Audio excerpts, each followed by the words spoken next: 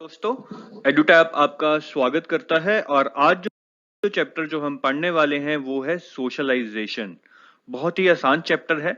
आइए देखते हैं कि पिछले एग्जाम्स में से इस चैप्टर में से कितने क्वेश्चन आए हैं। अगर हम पेपर 1 की बात करें तो 2012, 13, 14 में लगातार इससे क्वेश्चन आते रहे हैं। 2015 में कोई क्वेश्चन नहीं आया है, लेकिन 2016 में जो कि बहुत रीसेंट पेपर हुआ था, लास्ट वाला पेपर, उसमें इस टॉपिक से एक क्वेश्चन आया था। और अगर हम पेपर 2 की बात करें तो इस टॉपिक में से एक क्वेश्चन हर साल आता रहा है। 14, 15 या 16 को ले लो, या फिर 2012 में इस टॉपिक में से 3 क्वेश्चन आए थे, लेकिन 2012 में पेपर 3 बार हुआ था और उन तीनों पेपरों को मिला के ये 3 क्वेश्चन 2012 में आए थे। तो आप ये मान के चलिए कि आने वाले एग्जाम में आपको इस टॉपिक से एक क्वेश्चन आने की बहुत बहुत बहुत ज्यादा पॉसिबिलिटी है। तो ये टॉपिक बहुत ज्यादा इंपॉर्टेंट तो नहीं है जैसे कि चाइल्ड सेंटर्ड एजुकेशन और इंडिविजुअल डिफरेंसेस वाले टॉपिक थे, लेकिन क्योंकि ये टॉपिक बहुत आसान है तो आपको ये टॉपिक छोड़ना नहीं है, क्योंकि इसमें से अगर एक क्वेश्चन आया तो मैं ये गारंटी दे सकता हूं कि वो क्वेश्चन आपका पक्का सही होगा अगर आप इस वीडियो को बड़े ध्यान से और आराम से सुनेंगे। चलिए सबसे पहले जानते हैं कि सोशलाइजेशन है क्या। हम अक्सर एक दूसरे से ये बात करते हैं कि मेरे मम्मी पापा या मेरे भाई बहन सोशल नहीं है। इसका मतलब होता है कि वो बाहर जाना और दूसरों से मिलना जुलना पसंद नहीं करते हैं। सोशलाइजेशन का मतलब होता है कि हम एक दूसरे से मिले जुलें, उनसे बातचीत करें, जान पहचान बढ़ाएं। इसी को हम सोशलाइजेशन कहते हैं। मतलब हम अपने सर्कल को बड़ा बनाएं। अब सोशलाइजेशन से हम सीखते क्या हैं, स्पेशली बच्चे क्या सीखते हैं। सोशलाइजेशन से बच्चे इंटरेक्ट करना सीखते हैं। मतलब वो सीखते हैं कि समाज में कैसे उठना बैठना है, कैसे लोगों से मिलना जुलना है, कैसे बातचीत करनी है। जैसे कि बच्चों को ये सिखाना कि बड़ों के पैर छूने चाहिए या नमस्ते करनी चाहिए, ये सोशलाइजेशन का ही पार्ट है। सोशलाइजेशन से हम लैंग्वेज भी एक्वायर करते हैं। मतलब बच्चे सोशलाइजेशन के थ्रू ही लैंग्वेज भी सीखते हैं। अगर आप एक बच्चे को पैदा होने के बाद ही कमरे में बंद कर देंगे तो वो कभी भी लैंग्वेज नहीं सीख पाएगा। इससे हम ये प्रूव कर सकते हैं कि लैंग्वेज सीखने के लिए सोशलाइजेशन बहुत जरूरी है, क्योंकि जब बच्चा दूसरे लोगों से मिलेगा, जुलेगा, खेलेगा, तब जाके ही वो लैंग्वेज को भी सीख पाएगा। सोशलाइजेशन से हम बिलीव्स, नॉर्म्स और वैल्यूज को भी एक्वायर करते हैं। चलिए एक एग्जांपल के साथ डिस्कस करते हैं। अब सपोज कीजिए एक फॉरेनर लड़की की एक हिंदू इंडियन लड़के से शादी हो जाती है, तो शादी के बाद वो इंडियन कल्चर के बिलीव्स, नॉर्म्स और वैल्यूज को समझने लगेगी और धीरे धीरे एक्वायर भी कर लेगी। नॉर्म से मतलब है जैसे कि वो ये जान लेगी कि इंडियन कल्चर में नॉर्म है कि लड़की को शादी के बाद साड़ी पहननी होती है, या फिर जब एक दूसरे से मिलते हैं तो नमस्ते करनी होती है। ऐसे ही चलिए डिस्कस करते हैं वैल्यूज। वैल्यूज से मतलब है कि क्योंकि इस लड़के की शादी एक हिंदू लड़के से हुई है तो उसको हिंदू बिलीफ्स के बारे में पता लग जाएगा। मतलब वो इनको समझने लगेगी और धीरे धीरे एक्वायर कर लेगी। जैसे कि उसको पता लग जाएगा कि हिंदू रिलीजन में बीफ खाना एक बुरी बात मानी जाती है और दिवाली पे इसलिए पूजा की जाती है ताकि घर में लक्ष्मी आए। ऐसे ही वो इंडियन कल्चर की वैल्यूज को भी समझने लगेगी। जैसे कि इंडियन कल्चर में फैमिली में एक दूसरे की हेल्प करना एक बहुत बड़ी वैल्यू मानी जाती है। सब लोग अपने रिश्तेदारों की जोर शोर से हेल्प करते हैं। ऐसे ही ये भी एक वैल्यू मानी जाती है कि हमें अपने पेरेंट्स की रिस्पेक्ट करनी चाहिए, उनकी जरूरतों को पूरा करना चाहिए, उनकी बात को कभी भी काटना नहीं चाहिए। तो जैसे जैसे ये लड़की एक हिंदू लड़के के परिवार के साथ ज्यादा टाइम बिताएगी, रहने लगेगी, तो धीरे धीरे वो उनके बिलीफ्स, नॉर्म्स और वैल्यूज को समझने लगेगी और उनको एक्वायर कर लेगी। अगर ये लड़की यहां ना आती और फॉरेन में ही रहती तो कभी भी वो इंडियन कल्चर के बिलीफ्स, नॉर्म्स और वैल्यूज को समझ नहीं पाती। वो इंडिया आके इस चीज को इसलिए समझ पा रही है क्योंकि उसकी इंडिया में सोशलाइजेशन हो रही है। जब वो अपने परिवार यानी कि इंडियन परिवार के साथ आके रहती है तो उसकी इंडियन तरीके से सोशलाइजेशन हो रही है और इसी कारण वो ये सब कुछ समझ पाती है, जान पाती है। सोशलाइजेशन से हमें सोशल डाइवर्सिटी के बारे में भी पता चलता है। सोशल डाइवर्सिटी से मतलब है कि कैसे अलग अलग प्रकार के लोग जिनके की कास्ट, क्रीड, रिलीजन, कल्चर बिल्कुल अलग है, एक ही सोसाइटी में एग्जिस्ट कर रहे हैं। जब हम इन अलग अलग प्रकार के लोगों से मिलते हैं, उनसे बातचीत करते हैं, तब हमें ये पता लगता है कि उनके ओपिनियंस, वैल्यूज और बिलीव्स कैसे डिफरेंट हैं। जैसे कि अगर एक हिंदू बच्चा किसी मुस्लिम बच्चे से मिलेगा तो उसको पता चलेगा कि मुस्लिम्स और हिंदूज के वैल्यूज और बिलीव्स कैसे अलग अलग हैं। ऐसे ही हमें इन अलग-अलग प्रकार के लोगों की डिफरेंट ईटिंग हैबिट्स के बारे में पता लगता है, उनके अलग-अलग पहनावे के बारे में पता लगता है और वो कौन-कौन से अलग-अलग त्योहार बनाते हैं, हमें ये भी पता लगता है। ये सब चीज़ें हमें सोशलाइज़ेशन के थ्रू ही पता लगती हैं, क्योंकि जब तक हम अलग-अलग प्रकार के लोगों से मिलेंगे, जुलेंगे नहीं, उनसे बातचीत नहीं करेंगे, तब तक हम उनकी इन चीज़ों के बारे में कभी भी जान नहीं पाएँगे। तो सोशल डाइवर्सिटी को जानने के लिए सोशलाइज़ेशन बहुत ज़रूरी है। इसीलिए हमें बच्चे को बाहर जाके दूसरों से इंटरैक्ट करने के लिए एनकरेज करना चाहिए। हमने पिछली 2 स्लाइड्स में पढ़ा है कि कैसे सोशलाइजेशन के थ्रू आप बिलीफ्स, नॉर्म्स और वैल्यूज को एक्वायर कर लेते हैं और साथ ही साथ सोशल डाइवर्सिटी को भी समझ लेते हैं। मतलब जब आप अपने बिलीफ, नॉर्म्स और वैल्यूज को एक्वायर कर लेते हैं तो आप अपने रिलीजन, कल्चर और कास्ट के बारे में अच्छी तरह से जान लेते हैं और जब आप सोशल डाइवर्सिटी को समझ लेते हैं तो आप दूसरों के ओपिनियन, बिलीफ्स और वैल्यूज को भी समझ लेते हैं। अब बहुत बार ये होगा कि आपके जो बिलीफ्स और वैल्यूज होंगे वो दूसरों के बिलीफ्स और वैल्यूज से डिफरेंट होंगे। लेकिन सोशल डाइवर्सिटी को समझने का मतलब ही यही है कि आप दूसरों के वैल्यूज और बिलीफ्स को भी समझें और उनको भी रिस्पेक्ट दें। आप उनके खिलाफ प्रोटेस्ट ना करें कि उनके वैल्यूज और बिलीफ्स क्यों अलग हैं, बल्कि उनको रिस्पेक्ट करें, क्योंकि हर बंदे को अपनी एक स्पेस देनी जरूरी है। जब हम ये बात समझ जाते हैं कि दूसरों को उनकी स्पेस देनी जरूरी है और हर व्यक्ति के अलग वैल्यूज, बिलीफ्स और नॉर्म्स हैं, तो बेसिकली हम ये सीख जाते हैं कि सोसाइटी में हमें कैसे अडेप्ट करना है और कैसे हर व्यक्ति को उसकी पर्सनल स्पेस देनी है। हम बहुत बार ये सुनते हैं कि कैसे हिंदू मुस्लिम में दंगे होते हैं और छोटी छोटी बातों पे दंगे होते हैं। तो बेसिकली उनका कारण यही होता है कि लोग सोशल डाइवर्सिटी को समझ नहीं पाते हैं कि कैसे हमें दूसरों के बिलीफ्स और वैल्यूज को भी रिस्पेक्ट देनी चाहिए, उनको समझना चाहिए, उनके खिलाफ प्रोटेस्ट नहीं करना चाहिए।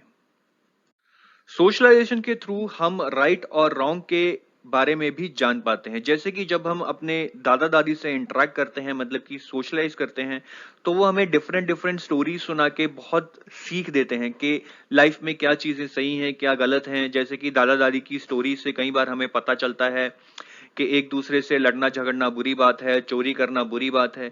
ऐसे ही जब हम स्कूल में जाते हैं तो हमें टीचर भी बहुत सारी चीजें बताती है कि क्या सही है, क्या गलत है। जैसे कि टीचर बताती है कि हार्डवर्क करना एक अच्छी चीज है, चीटिंग करना एक बुरी बात है। तो सोशलाइजेशन के थ्रू बेसिकली हमें लाइफ में क्या चीजें सही हैं और क्या चीजें गलत हैं, इनके बारे में पता चलता है। सोशलाइजेशन से हमारी पर्सनल आइडेंटिटी भी बनती है, क्योंकि जब हम लोगों से मिलते जुलते हैं, उनसे बातचीत करते हैं, तो लोग हमें जानने लगते हैं, हमें पहचानने लगते हैं, जिसके कारण हमारी पर्सनल आइडेंटिटी बनती है। सोशलाइजेशन के कारण ही हम अपने नजदीक के लोगों से अपने रिलेशन को वैल्यू करने लगते हैं, मतलब हम उन रिलेशंस की इंपॉर्टेंस को समझने लगते हैं। क्योंकि सोशलाइजेशन के थ्रू ही हमें ये पता लगता है कि जब भी हम मुसीबत में होते हैं तो हमारे माँ बाप, हमारे बीवी बच्चे और हमारे रिश्तेदार ही काम आते हैं, बाहर वाला कोई हमारी हेल्प नहीं करता है। और इसी कारण हम उन रिलेशंस को वैल्यू करना यानी कि इंपॉर्टेंस देना भी सीख जाते हैं।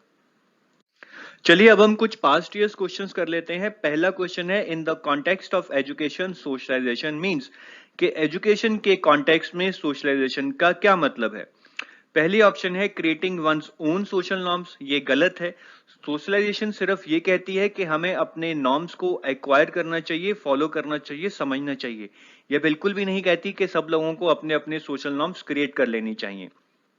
तो पहला ऑप्शन गलत है। दूसरा ऑप्शन है respecting elders in the society. जी हाँ, ये बिल्कुल सही है कि सोशलाइजेशन का मतलब है कि हम अपनी वैल्यूज को एक्वायर करें, फॉलो करें, और एल्डर्स की रिस्पेक्ट करना एक तरह से एक वैल्यू ही है। तो मेरे हिसाब से दूसरा ऑप्शन सही है। हम एक बार तीसरा और चौथा ऑप्शन भी देख लेते हैं। तीसरा ऑप्शन है adapting and adjusting to the social environment. ये बिल्कुल ही सही है, क्योंकि हमने अभी थोड़ी देर पहले पढ़ा था कि सोशलाइजेशन से हम अपने नॉर्म्स, वैल्यूज और बिलीफ्स को तो एक्वायर करते ही करते हैं, साथ ही साथ हम सोशल डाइवर्सिटी को भी समझते हैं। मतलब कि हम ये समझते हैं कि दूसरों के नॉर्म्स, वैल्यूज और बिलीफ्स अलग हैं और हमें उनके नॉर्म्स, वैल्यूज और बिलीफ्स को रिस्पेक्ट देनी चाहिए। जब हम ये समझ जाते हैं तब हम सोसाइटी में अडेप्ट और एडजस्ट करना भी सीख जाते हैं। तो मेरे हिसाब से ऑप्शन नंबर 3 इसका बिल्कुल सही आंसर है। हम एक बार चौथा ऑप्शन देख लेते हैं, always following the social norms. ये भी सही है कि सोशलाइजेशन का मतलब है कि हमें अपने सोशल नॉर्म्स को फॉलो करना चाहिए, लेकिन ये बहुत ही नैरो डेफिनेशन है क्योंकि हम इसमें दूसरा एस्पेक्ट नहीं ले रहे हैं कि हमें दूसरों के नॉर्म्स, वैल्यूज और बिलीफ्स को रिस्पेक्ट देनी चाहिए। तो चौथा ऑप्शन सही है लेकिन कंप्लीट नहीं है। तो मेरे हिसाब से तीसरा ऑप्शन ही इसका आंसर होगा कि सोशलाइजेशन का मतलब है कि हम सोसाइटी में कैसे अडेप्ट करें या फिर एडजस्ट करें। नेक्स्ट क्वेश्चन है सोशलाइजेशन इज। ये भी बिल्कुल पिछले क्वेश्चन से ही रिलेटेड है और इसमें भी ऑप्शन नंबर 3 आप देखिए, अडेप्टेशन ऑफ सोशल नॉर्म्स, के सोशलाइजेशन का मतलब है कि हम सोशल नॉर्म्स को कैसे अडेप्ट करें, उनमें एडजस्ट करें। तो मेरे हिसाब से इसका आंसर ऑप्शन नंबर 3 ही होगा। चलिए नेक्स्ट क्वेश्चन करते हैं, सोशलाइजेशन मीन्स। ये क्वेश्चन भी पिछले दो क्वेश्चंस के ऑलमोस्ट सिमिलर है और आप इससे ये भी जान सकते हैं कि कैसे सीटीईटी में बार बार एक ही कंसेप्ट पे घुमा फिरा के क्वेश्चन पूछे जाते हैं। चलिए ये क्वेश्चन देखते हैं, सोशलाइजेशन मीन्स। पहली ऑप्शन है following the social norms strictly. ये तो बिल्कुल भी नहीं है, सोशलाइजेशन का ये मतलब नहीं है कि हम सोशल नॉर्म्स को पत्थर की लकीर की तरह फॉलो करें, तो ये ऑप्शन गलत है। एडजस्टिंग इन द सोसाइटी बिल्कुल सही है। हमने अभी थोड़े देर पहले दोनों क्वेश्चंस में यही निष्कर्ष निकाला था कि सोशलाइजेशन का मतलब है adapting and adjusting in the society. तो मेरे हिसाब से 2 नंबर ऑप्शन इसका आंसर होना चाहिए। हम एक बार तीसरा और चौथा ऑप्शन भी देख लेते हैं। तीसरा ऑप्शन है रिवोल्टिंग अगेंस्ट सोशल नॉर्म्स। ये गलत है। जैसे कि मैंने आपको बताया था कि हमें सोशलाइजेशन ये सिखाती है कि हमें सोशल नॉर्म्स को रिस्पेक्ट करना चाहिए, ना कि सिर्फ अपने बल्कि दूसरों के सोशल नॉर्म्स को भी। तो ये गलत है। चौथा ऑप्शन है अंडरस्टैंडिंग सोशल डाइवर्सिटी। ये बिल्कुल सही है। मैंने थोड़ी देर पहले आपको यही समझाया था कि सोशलाइजेशन में हम सोशल डाइवर्सिटी को समझते हैं, यानी कि हम समझते हैं कि कैसे अलग अलग प्रकार के लोगों के डिफरेंट ओपिनियंस हैं, डिफरेंट नॉर्म्स हैं, डिफरेंट वैल्यूज हैं, डिफरेंट बिलीफ्स हैं और हमें उन वैल्यूज, नॉर्म्स और बिलीफ्स को भी रिस्पेक्ट करना चाहिए। तो सोशलाइजेशन से हमें सोशल डाइवर्सिटी की अंडरस्टैंडिंग होती है और उस सोशल डाइवर्सिटी को रिस्पेक्ट देना भी सीखते हैं। तो मेरे हिसाब से ऑप्शन नंबर 4 भी सही है। अब दूसरे और चौथे में से ज्यादा सही कौन सा है? मेरे हिसाब से ज्यादा सही ऑप्शन नंबर 2 है, क्योंकि ये हमें सिर्फ बताती है अंडरस्टैंडिंग द सोशल डाइवर्सिटी, कि हम सोशल डाइवर्सिटी को समझते हैं, लेकिन इसमें ये नहीं है कि हम सोशल डाइवर्सिटी को समझ के उस सोशल डाइवर्सिटी को रिस्पेक्ट देते हैं या अडेप्ट करते हैं। तो इसीलिए मुझे चौथा ऑप्शन इतना सही नहीं लग रहा है जितना कि दूसरा ऑप्शन, क्योंकि सोशलाइजेशन का मेन मकसद यही है कि हम सोसाइटी में अडेप्ट या एडजस्ट कर सकें। तो इसका आंसर होगा ऑप्शन नंबर 2। चलिए नेक्स्ट क्वेश्चन करते हैं, socialization includes cultural transmission and. कि सोशलाइजेशन में कल्चरल ट्रांसमिशन के अलावा क्या होता है? पहला ऑप्शन है डिस्करेजेस रेबेलियन, के सोशलाइजेशन रेबेलियन को डिस्करेज करता है। कुछ हद तक सही है, क्योंकि हमने ये पढ़ा है कि सोशलाइजेशन में हमें ये सिखाया जाता है कि कैसे हमें दूसरों के वैल्यूज, नॉर्म्स और बिलीफ्स को रिस्पेक्ट देनी चाहिए। तो पहला ऑप्शन सही हो सकता है। एक बार दूसरा, तीसरा और चौथा ऑप्शन भी देख लेते हैं। दूसरा ऑप्शन है डेवलपमेंट ऑफ इंडिविजुअल पर्सनैलिटी। ये बिल्कुल सही है, क्योंकि हमने यह पढ़ा था कि सोशलाइजेशन से हमारी पर्सनल आइडेंटिटी या फिर इंडिविजुअल पर्सनैलिटी भी बनती है, क्योंकि जब हम दूसरे लोगों से मिलते जुलते हैं, उनसे बातचीत करते हैं, तो उन लोगों के बीच हमारी एक पहचान बनती है।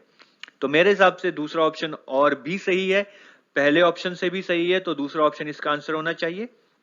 बाकी ऑप्शंस एक बार देख लेते हैं।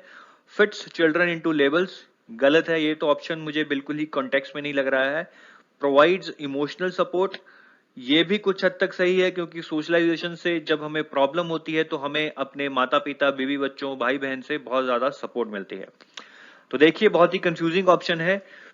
पहला, दूसरा और चौथा ऑप्शन बिल्कुल सही लग रहा है, मतलब ये सब सोशलाइजेशन से ही कनेक्टेड कंसेप्ट्स हैं।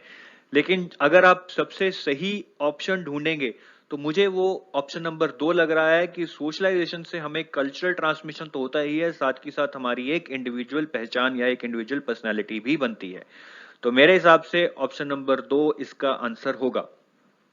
अब आप सोच रहे होंगे कि जब पेपर में ऐसे क्वेश्चन आएंगे तो आप कैसे ढूंढेंगे कि सही आंसर कौन सा है?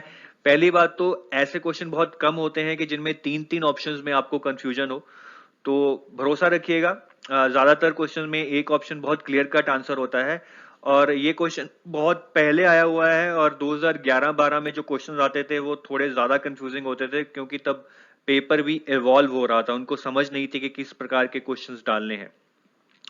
तो आप बस अपने कंसेप्ट्स को क्लियर करिए और मैं आपको गारंटी देता हूं कि आप ये सब प्रकार के क्वेश्चन पेपर में बहुत आसानी से कर पाएंगे। और अगर आप 30 में से 26-27 भी स्कोर कर लेंगे तो वो एक अच्छा स्कोर माना जाएगा। चलिए नेक्स्ट क्वेश्चन करते हैं अब। नेक्स्ट क्वेश्चन है, socialization is a process of. First option है acquiring values, beliefs and expectations. ये तो बहुत ही डायरेक्ट ऑप्शन आ गई है। हमने बहुत अच्छे से पढ़ा था कि सोशलाइजेशन में हम अपने वैल्यूज, बिलीव्स, नॉर्म्स को एक्वायर करते हैं, फॉलो करते हैं, समझते हैं। तो इसका आंसर तो ऑप्शन नंबर 1 ही होगा और ये इतना डायरेक्ट आंसर है कि हमें बाकी ऑप्शंस को एक्सप्लोर करने की जरूरत भी नहीं है। तो इसका आंसर होगा ऑप्शन नंबर 1। चलिए नेक्स्ट हम देखते हैं कि सोशलाइजेशन पे नेचर का इंपैक्ट होता है या नर्चर का। हम पहले चैप्टर्स में ये पढ़ चुके हैं कि नेचर का मतलब होता है हेरिडिटी फैक्टर्स और नर्चर का मतलब होता है एनवायरमेंटल फैक्टर्स। अब सोशलाइजेशन का मतलब है कि हम लोगों से मिलजुल कर, उनसे बातचीत करके हम अपने सोसाइटी के नॉर्म्स, वैल्यूज, बिलीव्स को एक्वायर करें, समझें, उनको फॉलो करें। अब लोगों से मिलना जुलना, उनसे बातचीत करना किसी जेनेटिक ट्रांसमिशन से तो नहीं हो सकता, मतलब ये हेरिडिटी फैक्टर पे तो डिपेंड नहीं कर सकता है। इसीलिए सोशलाइजेशन नर्चर पे डिपेंड करता है, मतलब कि हमारा एनवायरनमेंट कैसा है, उस एनवायरनमेंट पे ही हमारी सोशलाइजेशन डिपेंड करेगी। अगर हमारा एनवायरनमेंट अच्छा है, हमारे आसपास अच्छे लोग रहते हैं, तो हमारी सोशलाइजेशन भी अच्छी होगी। अगर हमारे आसपास गंदे लोग हैं तो हमारी सोशलाइजेशन भी बुरी होगी। ठीक है, तो हमें ये याद रखना है कि सोशलाइजेशन को नर्चर यानी कि एनवायरनमेंट इंपैक्ट करता है, ना कि नेचर यानी कि हेरिडिटी। क्वेश्चन है, process of socialization does not include, कि सोशलाइजेशन के प्रोसेस में इनमें से कौन सी चीज इंक्लूडेड नहीं है। पहली ऑप्शन है learning the customs and norms of a culture. ये तो गलत है। हमें सोशलाइजेशन में अपने कल्चर के कस्टम्स और नॉर्म्स को सिखाया जाता है, हम उनको एक्वायर करते हैं। तो पहली ऑप्शन इसका आंसर नहीं है। एक्विजिशन ऑफ स्किल्स, ये शायद थोड़ा कंफ्यूजिंग है, हमने ये नहीं पढ़ा है कि सोशलाइजेशन में एक्विजिशन ऑफ स्किल्स होता है। तो मेरे हिसाब से ये शायद इसका आंसर हो सकता है कि सोशलाइजेशन में एक्विजिशन ऑफ स्किल्स नहीं होता है। फिर भी हम तीसरा और चौथा चेक कर लेते हैं। तीसरा ऑप्शन है एक्वायरिंग वैल्यूज एंड बिलीव्स। ये गलत है, क्योंकि सोशलाइजेशन में हम अपने वैल्यूज और बिलीव्स एक्वायर करते हैं। तो तीसरा ऑप्शन इसका आंसर नहीं हो सकता है। चौथा ऑप्शन है जेनेटिक ट्रांसमिशन, कि सोशलाइजेशन में जेनेटिक ट्रांसमिशन होती है।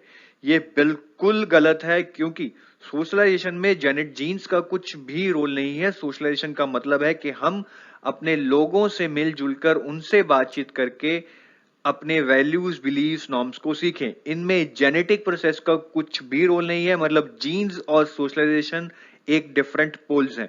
तो मेरे हिसाब से शॉर्ट इसका आंसर ऑप्शन नंबर 4 ही होगा, कि सोशलाइजेशन के प्रोसेस में जेनेटिक ट्रांसमिशन का कोई रोल नहीं है या जेनेटिक ट्रांसमिशन इंक्लूडेड नहीं होती है।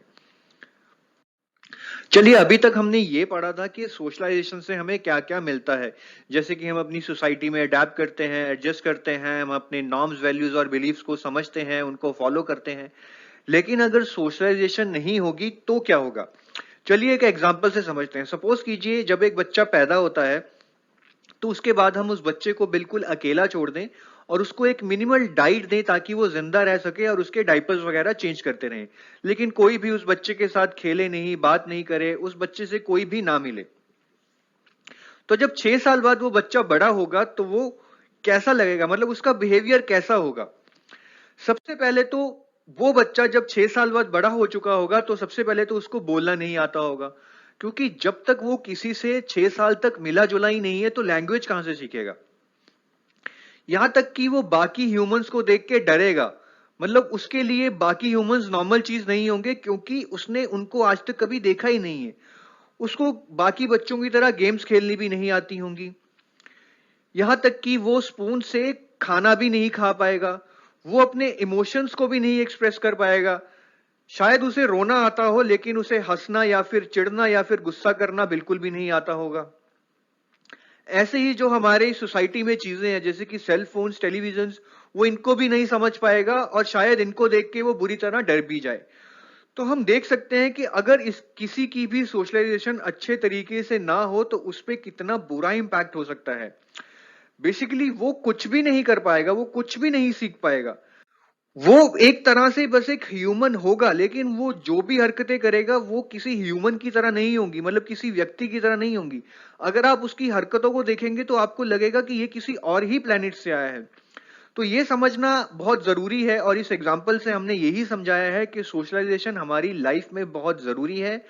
सोशलाइजेशन के थ्रू ही हम बातचीत करना, लोगों से मिलना जुलना, और अपने इर्द गिर्द कितनी भी चीजें हैं जैसे कि कार, मोबाइल, टीवी, इन सब के बारे में जान पाते हैं।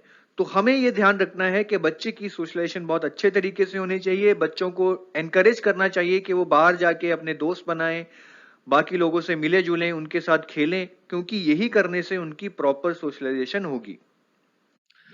अब हम डिस्कस करेंगे agents of socialisation.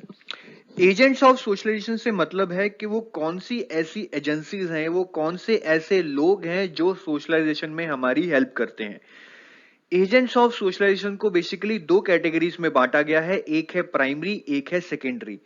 Primary agents of socialization वो होते हैं जो हमारी सोशलाइजेशन में सबसे ज्यादा हेल्प करते हैं, मतलब इन एजेंट्स का हमारी सोशलाइजेशन पे सबसे ज्यादा इम्पैक्ट है। प्राइमरी एजेंट्स ऑफ सोशलाइजेशन में हमारी इमीडिएट फैमिली, जैसे कि हमारे मम्मी पापा, हमारे भाई बहन, हमारी एक्सटेंडेड फैमिली जैसे कि ताया जी, चाचा जी, बुआ जी, फूफा जी, सब आते हैं। और उसके बाद आता है रिलीजन। रिलीजन को भी एक प्राइमरी एजेंट ऑफ सोशलाइजेशन माना गया है, क्योंकि रिलीजन का हमारी सोशल लाइफ पे बहुत बड़ा इंपैक्ट होता है। उसके बाद आते हैं secondary agents of socialization. Secondary agents of socialization वो एजेंट्स हैं जिनका प्राइमरी एजेंट्स ऑफ सोशलाइजेशन से कम इंपैक्ट है, लेकिन हम ये नहीं कह सकते कि ये हमारी सोशलाइजेशन के लिए इंपॉर्टेंट नहीं है। ऐसा बिल्कुल भी नहीं है। सेकेंडरी एजेंट्स ऑफ सोशलाइजेशन भी हमारी सोशलाइजेशन के लिए बहुत इंपॉर्टेंट है। हाँ, बस उनका impact primary agents of socialization से थोड़ा कम है। सेकेंडरी एजेंट्स ऑफ सोशलाइजेशन में basically schools, friends, teachers, mass media और नेबरहुड आते हैं। अब हम एक एक करके प्राइमरी और सेकेंडरी एजेंट्स ऑफ सोशलाइजेशन के बारे में पढ़ेंगे। चलिए शुरू करते हैं फैमिली से। फैमिली को प्राइमरी एजेंट ऑफ सोशलाइजेशन माना गया है। फैमिली दो प्रकार की हो सकती है, इमीडिएट फैमिली या फिर एक्सटेंडेड फैमिली। इमीडिएट फैमिली का मतलब है जैसे कि हमारे मम्मी पापा और भाई बहन। एक्सटेंडेड फैमिली का मतलब होता है जैसे कि हमारे चाचा चाची, ताया जी, ताई जी, एक्सेट्रा। फैमिली को प्राइमरी एजेंट ऑफ सोशलाइजेशन इसलिए माना गया है क्योंकि फैमिली का हमारी सोशलाइजेशन पे बहुत बड़ा इम्पैक्ट है। फैमिली में रहते हुए ही हम खाना पीना, चलना और बोलना सीखते हैं। यहाँ तक कि हमारे सारे नॉर्म्स, बिलीव्स, वैल्यूज और कल्चर भी हम फैमिली से ही सीखते हैं। हमारी सबसे पहली इंटरेक्शन हमारी फैमिली से ही होती है। इसीलिए फैमिली को प्राइमरी एजेंट ऑफ सोशलाइजेशन कहा जाता है। अब हम डिस्कस करेंगे रिलीजन। रिलीजन को भी एक प्राइमरी एजेंट ऑफ सोशलाइजेशन माना जाता है क्योंकि रिलीजन का हमारी लाइफ पे बहुत बड़ा इम्पैक्ट होता है। किसी भी रिलीजन के वैल्यूज और बिलीव्स उस रिलीजन के लोग बहुत अच्छे से फॉलो करते हैं, उनको मानते हैं। जैसे कि आप एक हिंदू कल्चर का एग्जांपल ले लीजिए। 90% लोग हिंदू कल्चर में ये मानेंगे कि गऊ का मांस खाना एक बहुत बुरी चीज है, गंगा में नहाना एक बहुत अच्छी चीज है, इससे हमारे पाप धुल जाते हैं। और हिंदू कल्चर में रहने वाले सारे लोग वन मैरिज यानी कि एक मैरिज में बिलीव करते हैं। अगर आप मुस्लिम कल्चर को देखेंगे तो उसमें थोड़ा अलग बिलीव्स हैं, वैल्यूज हैं, लेकिन वो बिलीव्स और वैल्यूज भी उस रिलीजन के लोगों में बहुत इनग्रेन्ड है। मतलब मुस्लिम रिलीजन के लोग अपने वैल्यूज और बिलीव्स को बहुत अच्छे से फॉलो करते हैं। जैसे कि मुस्लिम कल्चर में बीफ खाना बुरा नहीं माना जाता है। मुस्लिम कल्चर में एक से ज्यादा शादी करने को भी बुरा नहीं माना जाता है। तो आप देख सकते हैं कि पहले तो रिलीजन से हमारे वैल्यूज और बिलीव्स डिफर करते हैं, और ये वैल्यूज और बिलीव्स जो डिफर करते हैं ये हमारी लाइफ पे बहुत इम्पैक्ट डालते हैं, क्योंकि हम इन वैल्यूज और बिलीव्स को बहुत अच्छे से फॉलो करते हैं, मानते हैं, और हमारी सारी जिंदगी इन वैल्यूज और बिलीव्स पे ही चलती है। तो इसीलिए रिलीजन को प्राइमरी एजेंट ऑफ सोशलाइजेशन भी कहा जाता है। नेक्स्ट हम डिस्कस करेंगे स्कूल्स। स्कूल्स को सेकेंडरी एजेंट ऑफ सोशलाइजेशन माना गया है। अब schools secondary agents of socialization है, इसका मतलब ये बिल्कुल भी नहीं है कि स्कूल्स का हमारी सोशलाइजेशन पे बहुत कम इम्पैक्ट है। स्कूल्स का भी हमारी सोशलाइजेशन पे बहुत बड़ा इम्पैक्ट है, लेकिन हाँ, अगर मैं इस इम्पैक्ट को फैमिली या फिर रिलीजन के इम्पैक्ट से कंपेयर करूं तो वो इम्पैक्ट कम है, और इसीलिए स्कूल्स को सेकेंडरी एजेंट ऑफ सोशलाइजेशन भी कहा जाता है। स्कूल्स में जाके जब हम अपने टीचर्स और अपने पीयर्स से इंटरेक्ट करते हैं तो हम बहुत सारी सोशल स्किल्स सीखते हैं कि हमें आपस में कैसे बातचीत करनी है, कैसे मिलना जुलना है। स्कूल्स में कुछ इनफॉर्मल क्यूज भी दिए जाते हैं। इनफॉर्मल क्यूज का मतलब है कि कुछ चीजें हमें बताई नहीं जाती, लेकिन फिर भी कहीं ना कहीं वो चीजें हमारे दिमाग में घुस जाती हैं। जैसे कि स्कूल में हमें ये कभी भी नहीं सिखाया जाएगा कि हमें अथॉरिटी को ओबे करना चाहिए, लेकिन टीचर के पास इतनी पावर होती है कि वो हमें पनिशमेंट दे सकती है, और इससे हमें ये अंदाजा लग जाता है कि अगर टीचर ने हमें कुछ कहा है तो हमें वो चीज ओबे करनी है, क्योंकि नहीं तो हमें पनिशमेंट मिलेगी।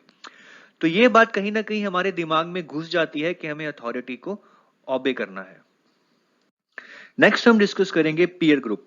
पीयर ग्रुप का भी हमारी जिंदगी पे बहुत बड़ा इम्पैक्ट होता है, लेकिन ये इम्पैक्ट एक शॉर्ट टर्म होता है, ना कि लॉन्ग टर्म। अब दोस्त तो आते जाते रहते हैं। अब आप किसी इंजीनियरिंग कॉलेज में है तो 4 साल आप अपने दोस्तों के साथ रहेंगे, उसके बाद दोस्त कहीं चले जाएंगे और आप कहीं चले जाएंगे।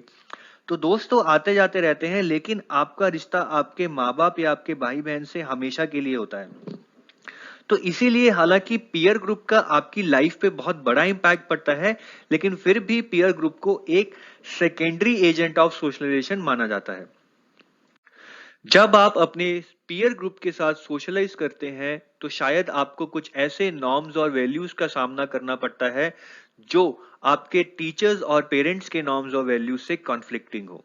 सपोज कीजिए आपके पेरेंट्स और टीचर्स ने आपको ये वैल्यूज सिखाई थी कि सिगरेट स्मोक करना एक बुरी चीज है और ये कभी भी नहीं करनी चाहिए, लेकिन जब आपका पीयर ग्रुप बनता है, वो पीयर ग्रुप आपको बताता है कि सिगरेट स्मोकिंग एक लाइफ का पार्ट है और इसमें कुछ भी बुरा नहीं है और ये सबको करना चाहिए।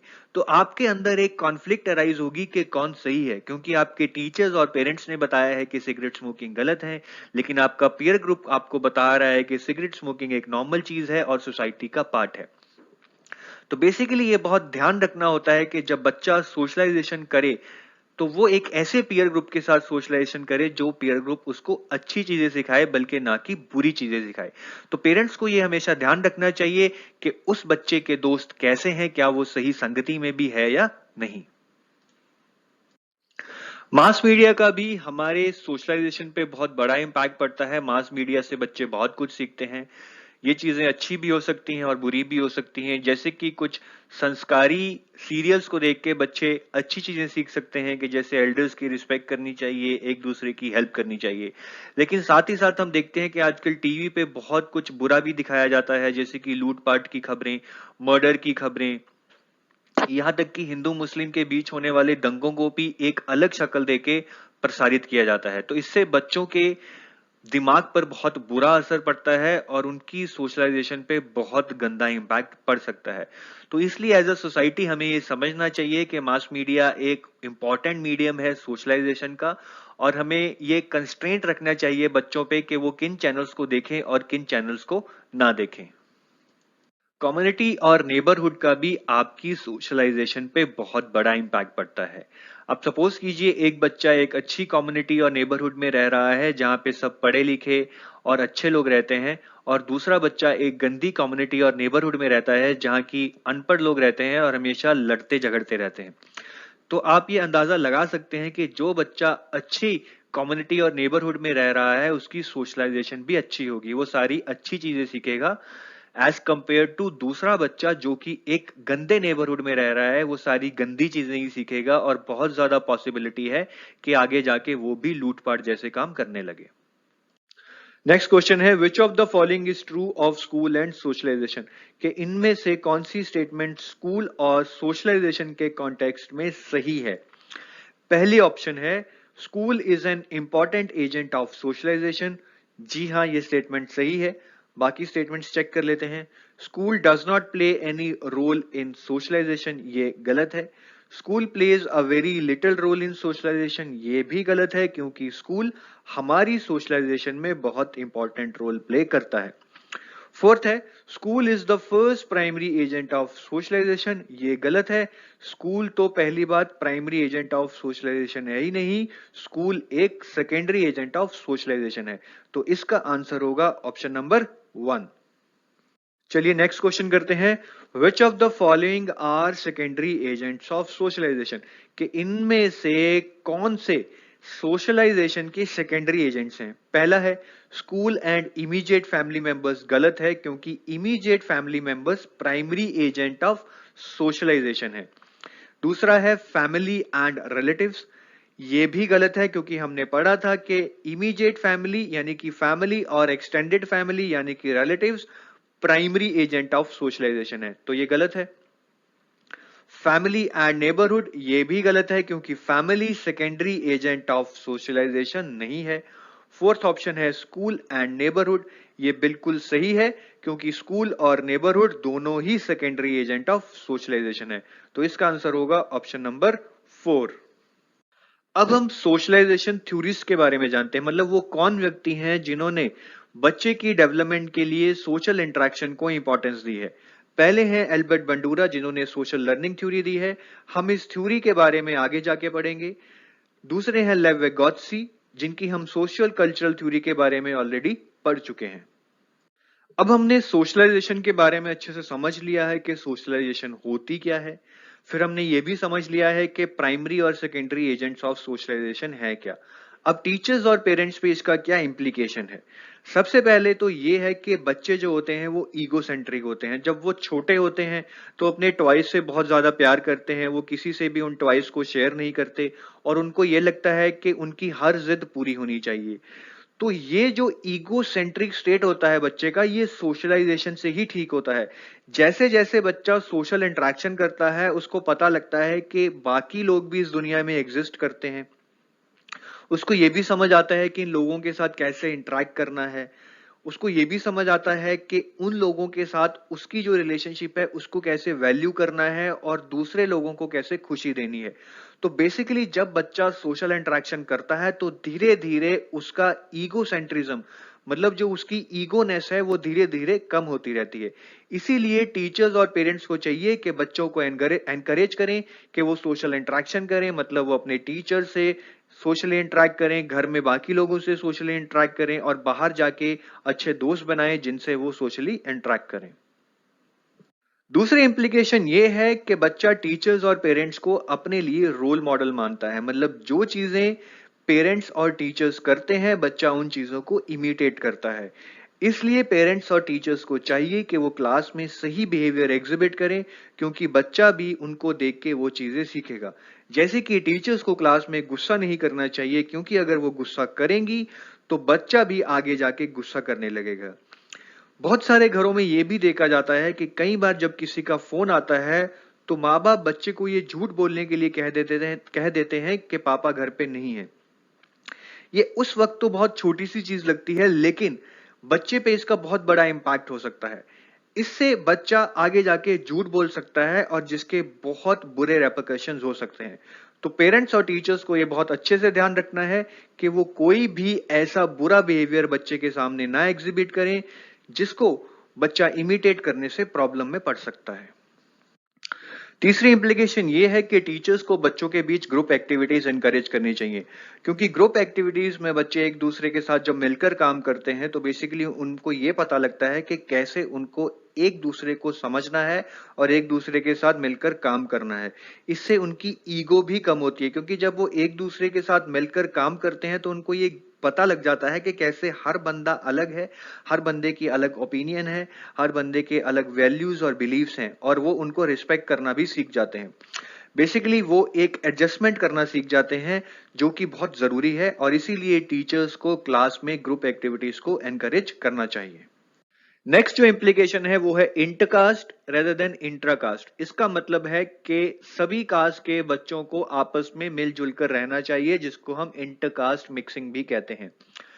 बहुत सारे स्कूल्स, खासकर कि सरकारी स्कूल्स में ये देखा जाता है कि अपर कास्ट के बच्चे अपना एक अलग ग्रुप बना लेते हैं और लोअर कास्ट के बच्चे अपना एक अलग ग्रुप बना लेते हैं। इस टाइप ऑफ मिक्सिंग, जिसमें अपर कास्ट के बच्चे अलग रहते हैं और लोअर कास्ट के बच्चे अलग रहते हैं, उसको हम इंट्रा कास्ट मिक्सिंग कहते हैं। ये बहुत ही खतरनाक है, इससे समाज में भेदभाव बढ़ता है और जो बच्चे अभी से भेदभाव करने सीख जाएंगे वो आगे जाके तो पता नहीं क्या करेंगे। इसलिए टीचर को इस बात पे ध्यान देना बहुत जरूरी है कि बच्चे आपस में अपने आप को अपर कास्ट और लोअर कास्ट में ना बांटें और मिलजुल कर रहें और मिलजुल कर खाना खाएं और बाकी सारे काम भी मिलजुल कर ही करें। नेक्स्ट इम्प्लीकेशन ये है कि टीचर को खुद भी क्लास में कोई भी डिस्क्रिमिनेशन नहीं करनी चाहिए। खास करके लड़का और लड़की के बीच में टीचर को कभी भी डिस्क्रिमिनेशन नहीं करनी चाहिए। कई बार टीचर ना चाहते हुए भी अनकॉन्शियस माइंड में ये डिस्क्रिमिनेशन कर जाती है, लेकिन टीचर को खास करके इसका ध्यान रखना चाहिए कि वो ऐसी चीजों को जिसमें वो अननोइंगली लड़का और लड़की में डिस्क्रिमिनेशन करती है उन चीजों के ऊपर कंट्रोल लाए। लड़की अगर लड़के वाली गेम्स खेलना चाहती है, लड़की अगर लड़कों के सब्जेक्ट्स पढ़ना चाहती है तो उनको पूरी फ्रीडम दी जाए। ऐसे ही कई बार क्लास में कुछ जो डिसेबल्ड बच्चे होते हैं उनको भी कुछ अलग तरह से ट्रीट करती है। उनको टीचर कई बार जता देती है कि वो बाकी बच्चों की तरह नहीं है और वो बाकी बच्चों की तरह लाइफ में सक्सेस नहीं पा पाएंगे। ये भी बिल्कुल गलत है। टीचर को ऐसा बिल्कुल भी नहीं करना चाहिए। डिसेबल्ड बच्चों को भी पूरी अपॉर्चुनिटीज देनी चाहिए, उनको एनकरेज करना चाहिए कि वो भी आगे जाके लाइफ में कुछ बन सकते हैं। टीचर को चाहिए कि वो बच्चों को कुछ हिस्टोरिकल प्लेसेस पे लेके जाए। अब ये हिस्टोरिकल प्लेसेस जैसे कि कुछ मॉन्यूमेंट्स या म्यूजियम्स, वो एक तरह से हमारी पैसिव सोशलाइजेशन करते हैं। मतलब वो किसी भी डायरेक्ट वे में तो हमारी सोशलाइजेशन नहीं करते हैं, लेकिन जब हम म्यूजियम जाते हैं, कुछ हिस्टोरिकल प्लेसेस में जाते हैं, तो हम अपने कल्चर के बारे में, हमारे आर्ट के बारे में जानते हैं। इन चीजों को देखकर कहीं ना कहीं हमारे दिमाग में हमारी सोसाइटी को लेकर कोई बिलीफ या वैल्यूज पैदा होती हैं कि हम किस चीज के लिए स्टैंड करते हैं। इसलिए इन प्लेसेस को विजिट करना बहुत जरूरी है, क्योंकि इनसे हमारी पैसिव सोशलाइजेशन होती है। चलिए अब हम 3 क्वेश्चन करते हैं जो कि पास्ट ईयर्स में आ चुके हैं। पहला क्वेश्चन है, teachers are advised to involve their learners in group activities because besides facilitating learning they also help in. कि टीचर्स को क्लास में ग्रुप एक्टिविटीज को क्यों एनकरेज करना चाहिए? उसका एक रीजन तो है कि इससे लर्निंग एक अच्छी होती है, क्योंकि ग्रुप में बच्चे एक दूसरे से सीखते हैं। दूसरा रीजन क्या है? दूसरा रीजन है सोशलाइजेशन, क्योंकि जब हम ग्रुप में काम करते हैं तो हम एक दूसरे से मिलना जुलना सीखते हैं, हम डिफरेंट व्यूज को अंडरस्टैंड करते हैं, हम एक दूसरे के साथ एडजस्ट करना सीखते हैं। तो बेसिकली ग्रुप में काम करने से हम सोशलाइजेशन को सीखते हैं। तो इसका करेक्ट आंसर होगा ऑप्शन नंबर 4। चलिए नेक्स्ट क्वेश्चन करते हैं, which of the following is a passive agency of socialization? कि इनमें से कौन सा सोशलाइजेशन का पैसिव एजेंट है? हेल्थ क्लब नहीं, हेल्थ क्लब में तो कोई सोशलाइजेशन होती ही नहीं है एक तरह से। मतलब हम कुछ बिलीव्स, वैल्यूज और नॉर्म्स नहीं सीखते हैं। फैमिली बिल्कुल सही है। इको क्लब शायद। फोर्थ ऑप्शन है पब्लिक लाइब्रेरी, ये बिल्कुल सही है, क्योंकि जैसे कि हमने पढ़ा था पैसिव सोशलाइजेशन के जो सही प्लेसेस हैं वो हैं हिस्टोरिकल मॉन्यूमेंट्स, म्यूजियम्स, और पब्लिक लाइब्रेरी भी एक उसी तरह का एस्पेक्ट है कि पब्लिक लाइब्रेरी जाके हम कुछ बुक्स पढ़ सकते हैं जो हमें हमारी सोसाइटी या कल्चर के बारे में बता सकती हैं। तो इसलिए पब्लिक लाइब्रेरी एक पैसिव एजेंट ऑफ सोशलाइजेशन है। तो इसका आंसर होगा ऑप्शन नंबर 4। चलिए नेक्स्ट क्वेश्चन करते हैं, group project activity as prescribed by CBSE is a powerful means. कि जो group project activity CBSE prescribe करती है उसका मेन रीजन क्या है? पहली ऑप्शन है फैसिलिटेटिंग सोशल पार्टिसिपेशन, बिल्कुल सही है, क्योंकि सीबीएसई ग्रुप एक्टिविटीज को इसलिए प्रिस्क्राइब करती है ताकि बच्चों की सोशल पार्टिसिपेशन बढ़े, वो भी एक दूसरे के साथ मिलकर काम करें, एक दूसरे के साथ एडजस्ट और अडेप्ट करना सीखें ताकि उनकी अच्छी सोशलाइजेशन हो। तो मेरे हिसाब से इसका आंसर ऑप्शन नंबर 1 ही होगा। हम बाकी ऑप्शंस एक बार चेक कर लेते हैं। Elevating the burden of teachers, के टीचर्स के ऊपर कम बर्डन आए, बिल्कुल गलत है, ऐसा तो सीबीएसई का पर्पस नहीं है।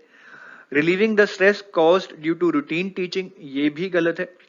फोर्थ है promote the concept of unity in diversity, ये कुछ हद तक सही हो सकता था कि जब बच्चे ग्रुप में काम करेंगे तो जो भिन्न भिन्न सोशल कल्चर्स के बच्चे हैं वो एक साथ काम करेंगे, तो इससे concept of unity in diversity promote होगा कि हम अलग अलग होने के बावजूद भी एक साथ काम कर रहे हैं।